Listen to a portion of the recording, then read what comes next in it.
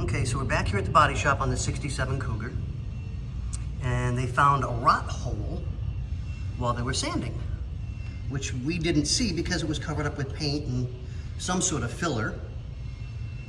That's why we didn't catch it at all. So that's gonna have to be cut out and redone. So, but the guys that are doing it, we're not worried about it all.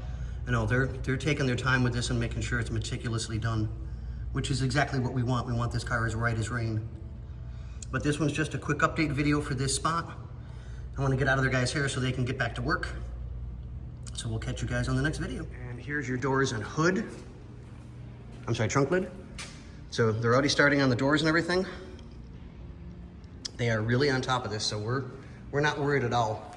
We're taking care of all the intermediate rust. So it'll go, they've already got the paint code for it. But yeah, everything's good as gold, guys. All right, we'll see you on the next one.